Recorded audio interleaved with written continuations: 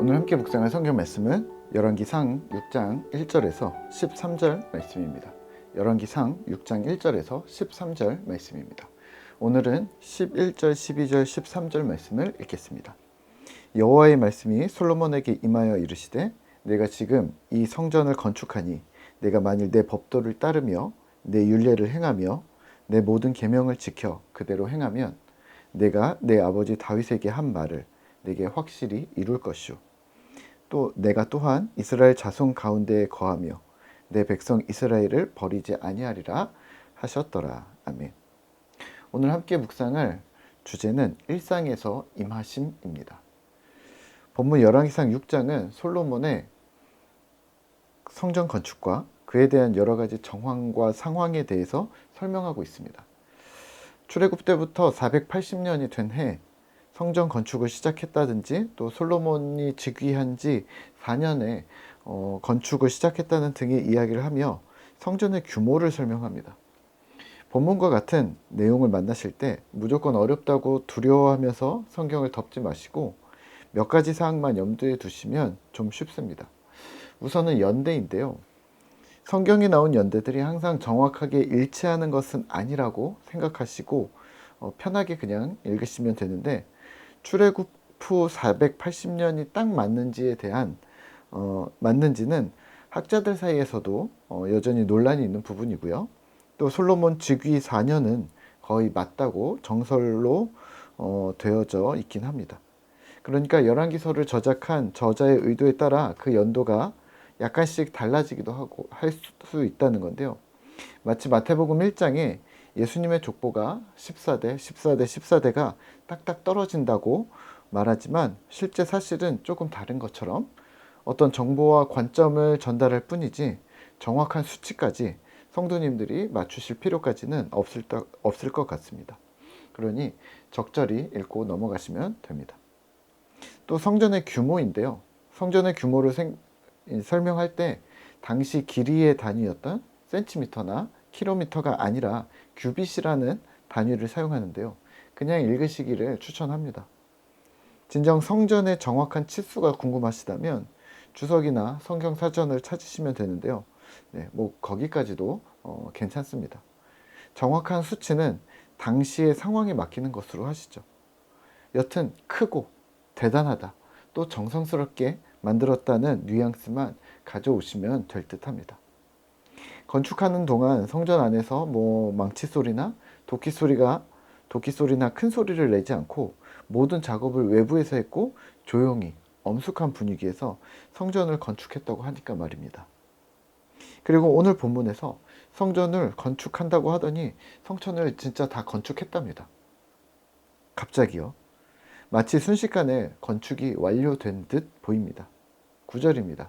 성전의 건축을 마치니라 시작했는데요. 그 성전은 백향목 석가래와 널판으로 덮었고,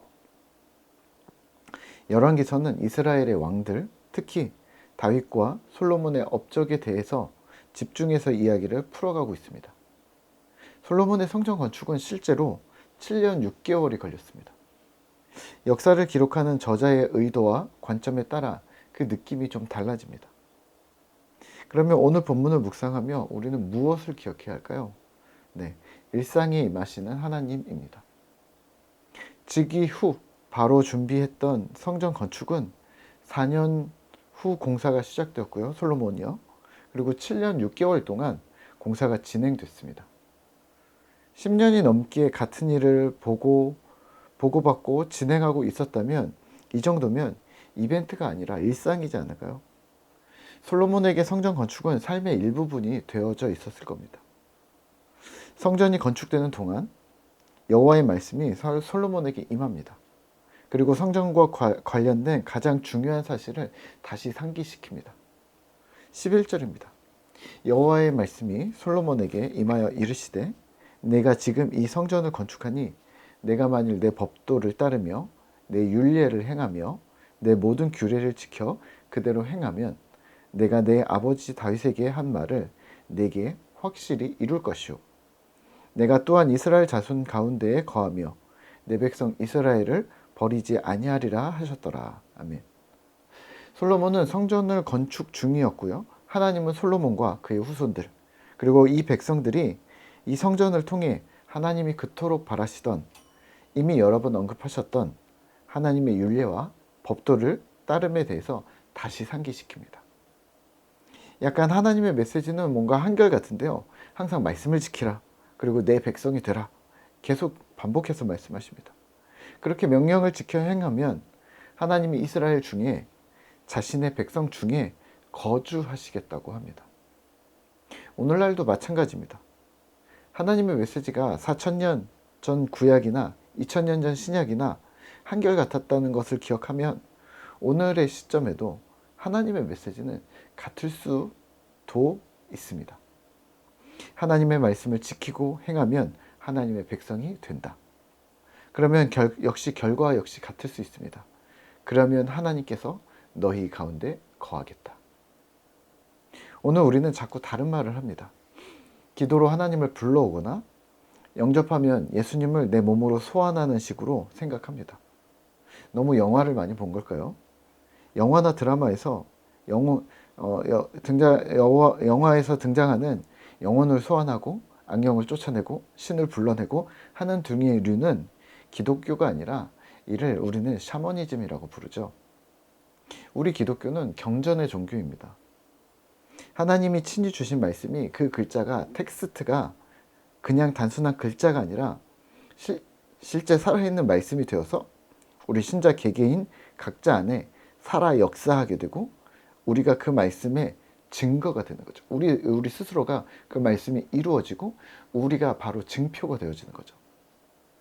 더 북이라는 뮤지컬에서는요, 종교개혁 당시 루터나 위클리프 당대의 성경 번역가들이 순교를 당하는 이야기를 그리고 있습니다.